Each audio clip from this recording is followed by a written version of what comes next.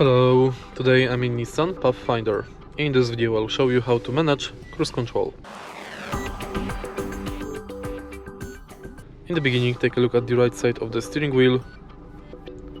Right here we've got this panel. To activate cruise control, firstly accelerate to desired speed and now press on/off button. Now press set button and now you can take your leg off the acceleration pedal. To pause cruise control, press cancel button. To start it over, press set button. To increase the speed, press plus.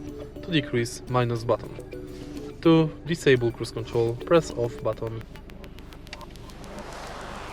If you find this video helpful, please leave like, comment and subscribe.